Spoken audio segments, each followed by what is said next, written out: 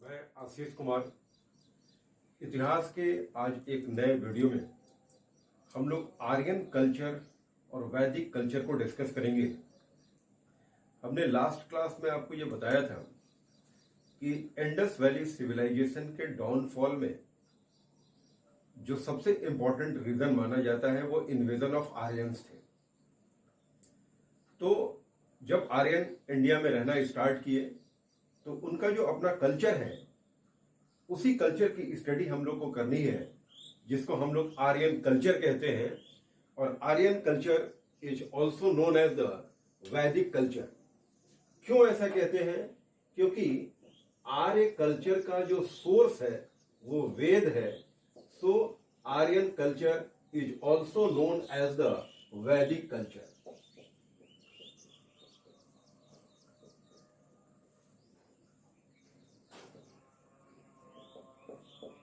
तो Aryan culture is also known as Vedic culture.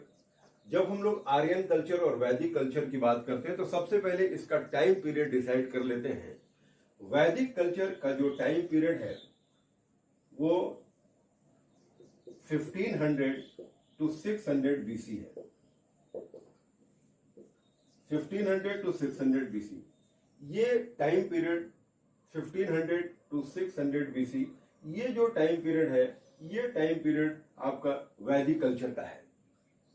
अब जरा इसमें देखो, ये जब हम लोग वेद की बात करते हैं तो वेद 4 कैटेगरी में कैटेगराइज है। वेद 4 होते हैं। फर्स्ट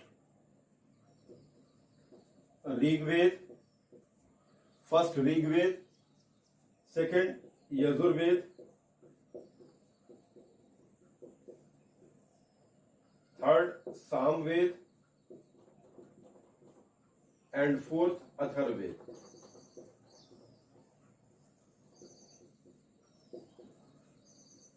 ये 4 वेद हैं।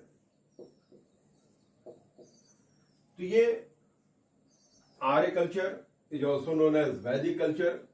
सोर्सेस वेद। ये time period 1500 to 600 BC. Veda 4 होते हैं, ऋग्वेद, यजुर्वेद, सामवेद एंड अथर्ववेद। जब हम लोग इसके क्लासिफिकेशन की बात करते हैं तो शुरुआत में जब आर्य इंडिया आए, अब ये कहां से आए ये मैं अभी डिस्कस करूंगा। तो आर्य जब इंडिया आए तो इंडिया में आने के बाद चूंकि उनको एग्रीकल्चर की जानकारी नहीं थी, क्योंकि आयरन की जानकारी उनके पास नहीं थी, तो ऐसी स्थिति में जब तक उनके पास आयरन की अवेलेबिलिटी नहीं थी तो लोग एग्रीकल्चर करना नहीं जानते थे। तो हमने आपसे लास्ट क्लास में भी बताया था, लास्ट क्लास में, कि जब तक एग्रीकल्चर नहीं है लाइफ में स्टेबिलिटी नहीं। तो इसलिए उनका कोई एक सेट और उनका कोई एक स्थिर लाइफ नहीं था। बट 1000 बीसी में आगरा के पास की एक जगह है अतरंजी खेड़ा।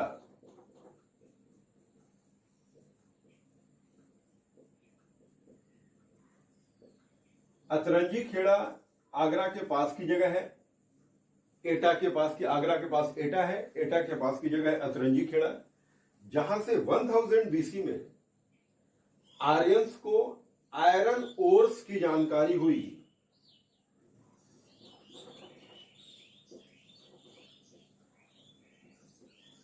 और यहां से लोगों ने आयरन निकाला, आयरन से एग्रीकल्चर के लिए और वॉर के लिए वेपन्स तैयार किया, और तब उन्होंने एग्रीकल्चर की स्टार्टिंग की। तो अब जरा देखिए, 1500 टू 1000 बीसी ये एक टाइम पीरियड हो गया, एंड 1000 बीसी टू 600 बीसी ये दूसरा टाइम पीरियड। अब ये चूंकि 4 सोर्स हैं, ऋग्वेद, यजुर्वेद, सामवेद एंड अथर्ववेद। अब जरा इसको ध्यान देना कि ऋग्वेद के किसी भी मंत्र में आयरन ओर्स की जानकारी नहीं मिलती है। आयरन का सबसे पहला जो एविडेंस हमें मिलता है वो यजुर्वेद से मिलना स्टार्ट होता है। इसलिए ऋग्वेद ऐसा होगा कि 1000 बीसी से पहले कंपाइल्ड हुआ होगा, तो 1500 टू 1000 बीसी का जो इंपॉर्टेंट सोर्स है, 1500 टू 1000 बीसी का जो इंपॉर्टेंट सोर्स होगा वो आपका ऋग्वेद होगा। यानी 1500 टू 1000 बीसी को हम लोग कह सकते हैं कि this is the Rigvedic culture. And 1000 BC to 600 BC, it is known as the latter Vedic culture.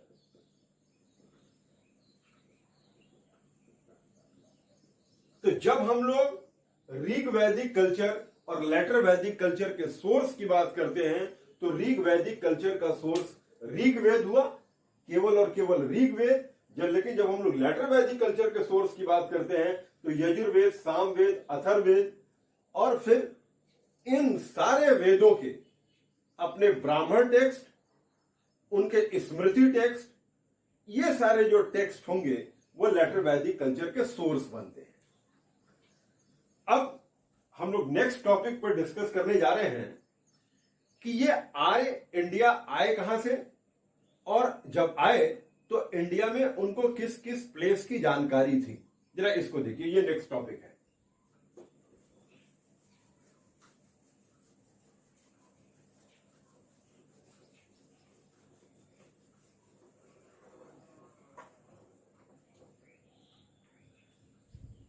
World में सबसे पुराना जो इंस्क्रिप्शन की बात करते हैं, सबसे पुराने जो अभिलेख की बात करते हैं, वो सबसे पुराना अभिलेख 1400 बीसी का है। और ये अभिलेख किस प्लेस से मिला, तो ये प्लेस है बोगोशकोई इंस्क्रिप्शन। अब अभिलेख किसको कहते हैं? कोई भी ऐसा चीज जो किसी हार्ड सरफेस पे लिखा जाता है उसको हम लोग कहते हैं इंस्क्रिप्शन, या उसे हम लोग कहते हैं अभिलेख। वर्ल्ड का सबसे पुराना इंस्क्रिप्शन 1400 बीसी का इंस्क्रिप्शन है, और वो कौन से प्लेस का है? बोगोशकोई इंस्क्रिप्शन है। देखिए, कोई भी इंस्क्रिप्शन, कोई भी अभिलेख जिस प्लेस का होता है उसी प्लेस के नाम से होता है। जैसे बोगोशकोई में मिला तो ये बोगोशकोई इंस्क्रिप्शन। अब बोगोशकोई कौन सी जगह पे है? तो बोगोशकोई आपका ईरान में है। एंड यही एकमात्र ऐसा इंस्क्रिप्शन है जो ये इंफॉर्मेशन देता है कि आर्य इंडिया आए थे। कहां से आए थे? तो वो आर्य इंडिया आए थे, ईरान से आए थे। कहां से आए थे? बोगोशकोई से। तो ये 1400 बीसी का इंस्क्रिप्शन है, and this is the only one inscription which provides the information about the Aryans. कि आर्यंस कहां से आए? तो वो ईरान से आए थे। अब इंडिया में आने के बाद वो सबसे पहले वो कहां कहां पर, किस जगह पर बसे थे, तो इसका अब क्या सोर्स है, जरा इसको देखने की कोशिश करिए। देखिए, कोई भी वेद है, कोई भी वेद, तो वेद क्या है? Veda is a compilation of the मंत्र।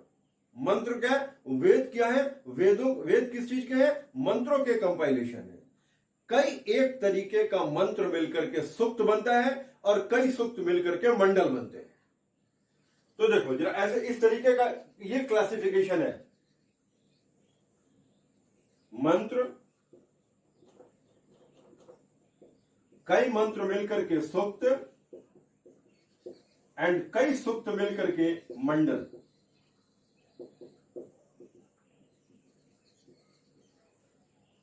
अब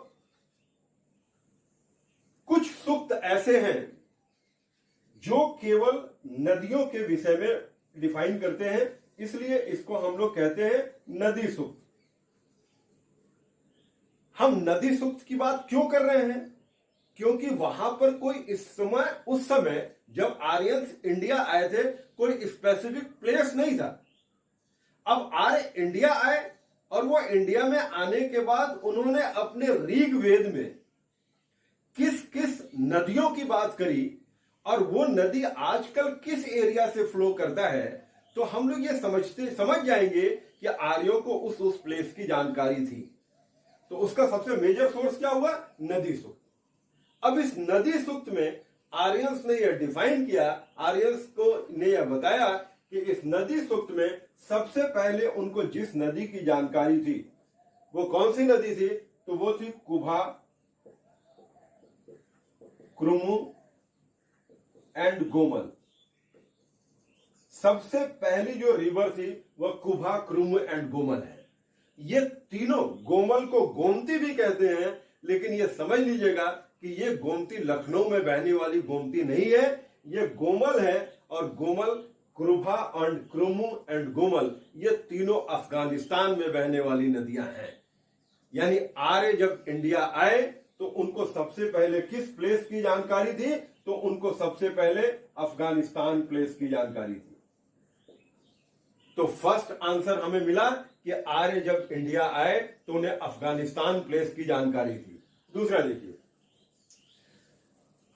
दूसरा नदी सूक्त में यह बात डिफाइन है कि आर्यों को जो सबसे इंपॉर्टेंट और सबसे फर्टाइल प्लेस लगा वह आपका सप्त सैंधव प्रदेश था। सप्त का मतलब होता है सात, सैंधव का मतलब होता है सिंधु और उसके सहायक नदियों से मिलकर बना हुआ प्रदेश। चूंकि आर्यंस को संस्कृत भाषा की जानकारी थी, आर्यंस को संस्कृत भाषा की जानकारी थी, तो इसलिए इसमें कुछ ऐसे वर्ड यूज होंगे जो संस्कृत से रिलेटेड होंगे। अब ये सप्त सैंधव में, यानी सात, सप्त का मतलब सात और सैंधव का मतलब होता है सिंधु और उससे मिलकर बना हुआ प्रदेश। अब इसमें जरा देखिए कौन कौन से प्लेस हैं। इसमें कुछ पुराने और नए नाम की बात होगी, जैसे सिंधु, दूसरा सरस्वती, तीसरा अस्किनी, चौथा वितस्ता, पांचवा विपासा, छठा परुष्णी एंड सातवां सतुद्री। देखिए मैं फिर से बोल भी दे रहा हूं, सिंधु, सरस्वती, अस्किनी, वितस्ता, विपासा, परुष्णी एंड सतुद्री। ये 7 रिवर्स हैं। ये संस्कृत नाम है, ये पुराने नाम हैं। जब इनके हम नए नाम की बात को करते हैं ताकि ये पता कर सकें कि आर्य इंडिया में आए तो वो कौन से प्लेस में बसे, तो सिंधु और सरस्वती ये पुराने और नए दोनों ही नए नाम हैं। यानी इसको भी सिंधु कहते हैं, ये सरस्वती कही जाती है, अस्किनी कहते हैं चेनाब को, वितस्ता कहते हैं झेलम को, विपासा कहते हैं व्यास को, परुष्णी कहते हैं रावी को, सतुद्री कहते हैं सतलज को। तो ये 7 रिवर्स हैं और इसलिए, और ये 7 रिवर से मिलकर बने हुए प्रदेश थे, तो वह सप्त सैंधव प्रदेश थे। सिंधु और सरस्वती ये 2 नदियां विलुप्त हो चुकी नदियां हैं। सिंधु का इंडिया में एग्जिस्टेंस नहीं है, सरस्वती जो रिवर थी वो विलुप्त हो चुकी है। तो बाकी का ये जो अस्किनी, वितस्ता यानी चेनाब, झेलम, ब्यास, रावी और सतलज, ये कौन से एरिया बोलते हैं? तो ये 5 नदियों से मिलकर बना हुआ प्रदेश जो होता है वह पंजाब कहा जाता है। इसलिए हम ऋग वैदिक आर्यंस जो थे वह सप्त सैंधव प्रदेश किस प्रदेश को कहते हैं? तो वह पंजाब को कहते हैं। यानी northern India, north west frontier province and north India, ये आर्यंस ने इस जगह पर अभी रहना अपना स्टार्ट किया था। और यह माना जाता है कि यही जो सप्त सैंधव प्रदेश था, ये प्रदेश इंडस, ये सिंधु, ये आर्यन कल्चर में सबसे फर्टाइल प्लेस माना जाता है। और यही सप्त सैंधव प्रदेश में आर्यंस को ऋग्वेद की जानकारी हुई थी। तो ये ध्यान रखिएगा, यहां से क्वेश्चन पूछे जाते हैं कि ये नए नाम और पुराने नाम कौन से हैं। ये ध्यान रखना, ये परुष्णी रिवर काफी इंपॉर्टेंट रोल प्ले करता है। तो फिर मैं बता दे रहा हूं कि सिंधु, सरस्वती, अस्किनी, वितस्ता, विपासा, परुष्णी, सतुद्री, और इनके नए नाम, सिंधु को सिंधु कहते हैं, सरस्वती को सरस्वती कहते हैं, अस्किनी चेनाब है, वितस्ता झेलम है, विपासा व्यास है, परुष्णी रावी है, सतुद्री सतलज है। और ये कौन सा प्लेस माना जाएगा? तो ये पंजाब एरिया माना जाता है। तो सप्त सैंधव प्रदेश सबसे फर्टाइल प्लेस माना जाता था। अब आगे की ओर मूव करते हैं। अब जरा इसको देखो,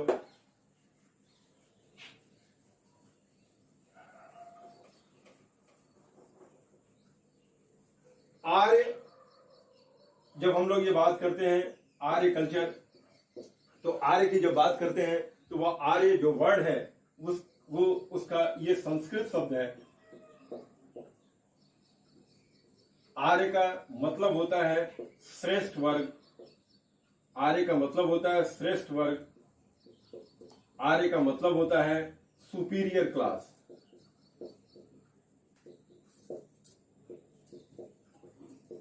आर्य का मतलब होता है इलिट क्लास। तो आर्य का मतलब श्रेष्ठ वर्ग, आर्य का मतलब सुपीरियर क्लास, आर्य का मतलब इलिट क्लास यानी कुलीन वर्ग।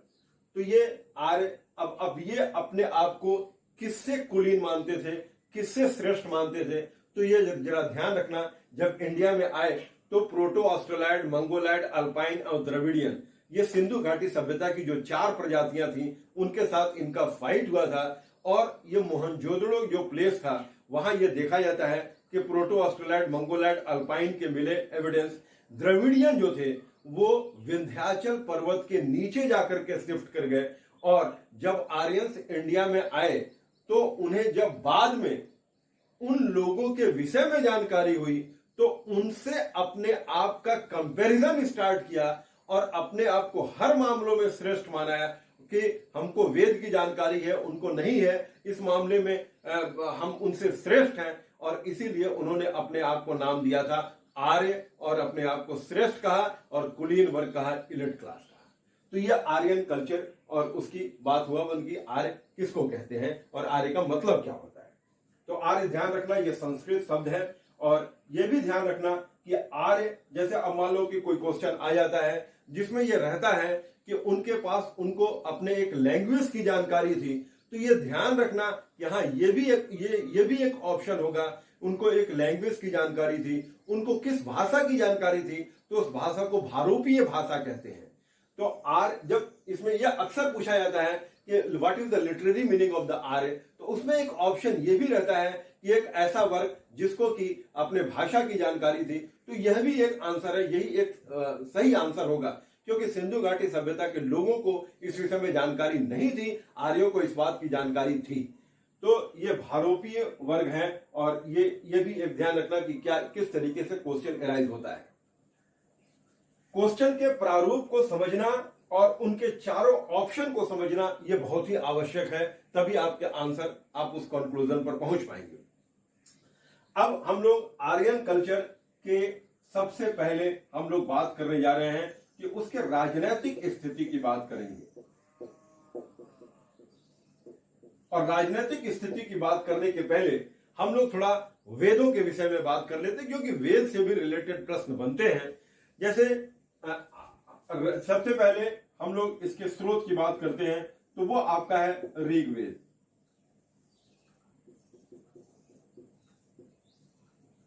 तो जरा देखो, सबसे पहले हम लोग वेद की बात कर रहे हैं, तो वेदों में सबसे पहले ऋग्वेद की बात कर रहे हैं। हमने आपसे बताया कि जितने भी तरीके के वेद हैं वो सारे के सारे वर्स फॉर्म में हैं। किस फॉर्म में? वर्स फॉर्म में। मतलब क्या हुआ? ये पद्य के रूप में है, मंत्र के रूप में है। तो ये ऋग्वेद किस फॉर्म में है? वर्स के फॉर्म में। किस फॉर्म में? पद्य के रूप में। संस्कृत में है। इसमें विभिन्न देवी देवताओं से संबंधित मंत्रों का संकलन है। इसमें विभिन्न देवी देवताओं से संबंधित मंत्रों का संकलन है। अब ऋग्वेद के में 3 इंपॉर्टेंट देवता की बात करी गई है। पहला गायत्री मंत्र, जपति और सविता, ये 3 से संबंधित मंत्र इस गायत्री मंत्र में, इस ऋग्वेद में है।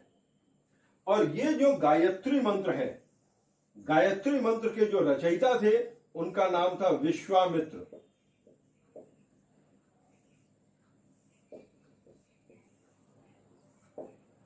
ऋग्वेद, ये ध्यान रखना, 10 मंडल में डिवाइड है।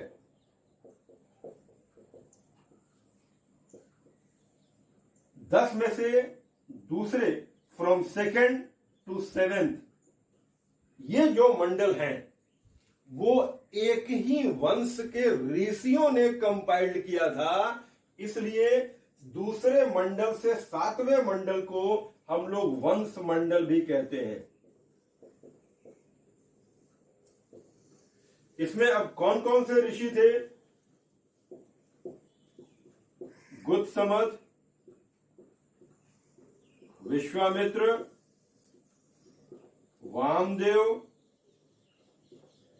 अत्रि,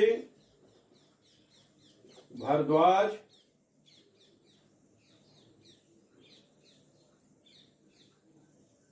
वशिष्ठ। दूसरा, तीसरा, चौथे, पांचवें, छठे एंड सातवें।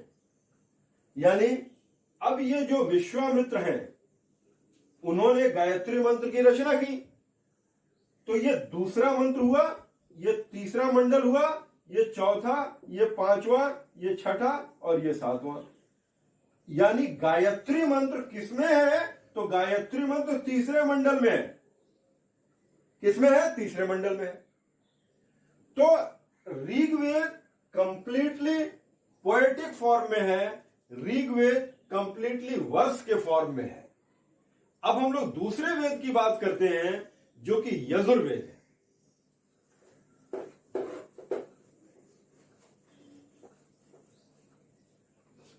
अब जरा देखो, दूसरा जो वेद है वो यजुर्वेद है। यजुर्वेद जो वर्ड बना है वह यजुस से बना है। यजुस का मतलब होता है युद्ध, वॉर। एक्चुअली जब आर्य आए तो वह कबीलाई जीवन बिताते थे, कबीला बना करके रहते थे, तो एक कबीला दूसरे कबीले से युद्ध करता था। अब हर कबीला ने अपने युद्ध में विक्ट्री के लिए अलग अपने अपने तरीके से मंत्र को जाप करना स्टार्ट किया। तो इस यजुर्वेद में इसी युद्ध में विजय प्राप्त करने से संबंधित जो मंत्र है उसका संकलन है। And along with that, Yajurveda ये पहला ऐसा वेद है जिसमें कि पूरा का पूरा कंप्लीट रिचुअल्स है, कर्मकांड है। तीसरी बात, यजुर्वेद ही एक ऐसा वेद है जिसके दो पार्ट हैं। पहला कृष्ण यजुर्वेद एंड दूसरा शुक्ल यजुर्वेद। ये जो कृष्ण यजुर्वेद है ये prose and the poetic form में है, prose and the verse form में है। यानी गद्य और पद्य में कौन सा वेद है? तो वह यजुर्वेद। या अगर यह क्वेश्चन आता है कि इन चारों वेदों में कौन सा ऐसा वेद है जो कंप्लीटली कर्मकांड की बात करता है, तो वह यजुर्वेद। तीसरा हम लोग वेद की बात करते हैं, वो है सामवेद।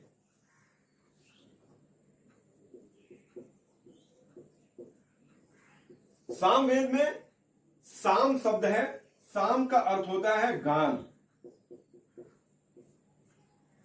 भारतीय संगीत की उत्पत्ति का जो स्रोत माना जाता है वह सामवेद माना जाता है। इसी सामवेद में राग और रागनियों की उत्पत्ति हुई। सा रे गा मा पा धा नी सा, इसकी उत्पत्ति कहां से हो रही है? तो यह सामवेद। और इसी सामवेद में हमें सूर्य से संबंधित मंत्र की जानकारी मिलती है। सो द मंत्र रिलेटेड विद द सन किससे है? तो सामवेद। अब चौथा है अथर्ववेद।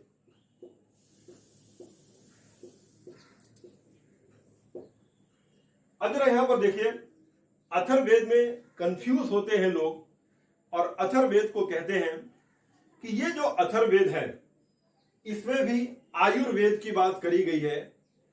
अथर्ववेद और आयुर्वेद दोनों अलग अलग है। अथर्ववेद में बीमारियों की बात करी गई है, लेकिन उसके बीमारी के विषय में यह बताया गया कि अथर्ववेद में कोई व्यक्ति बीमार कैसे पड़ता है। तो वो व्यक्ति बीमार पड़ता है कि कोई उस पर बुरी आत्माओं का प्रभाव पड़ा, जिसके वजह से वो बीमार पड़ा। तो उसके लिए इसमें यह स्रोत बताया गया कि वो उसमें मैजिक की बात करी गई है, काले जादू की बात करी गई है, जादू टोने की बात करी गई है। तो वो किसमें बात किया गया है? तो वो अथर्ववेद। और आयुर्वेद में बात की गई है, मेडिसिन की बात की गई है। So Ayurveda is not related with the Atharvaveda. तो अथर्ववेद अलग है, आयुर्वेद अलग है। तो इसीलिए यह कहा जाता है कि अथर्ववेद में क्या है? तो स्पेल्स है। अथर्ववेद में क्या है? मैजिक की बात करी गई है। और इन चारों वेदों में, ऋग्वेद, यजुर्वेद, सामवेद, इसी में देवी देवताओं से संबंधित मंत्र की बात करी गई है। अथर्ववेद का जो कंटेंट है ऊपर के तीनों वेदों से अलग है। और इसीलिए अथर्ववेद को बेसिकली हम लोग वेद की कैटेगरी में नहीं रखते हैं। अथर्ववेद को हम लोग वेद की कैटेगरी में नहीं रखते हैं। तो बात आती है कि त्रिवेद होते हैं, तो त्रिवेद में केवल ऋग्वेद, यजुर्वेद और सामवेद है।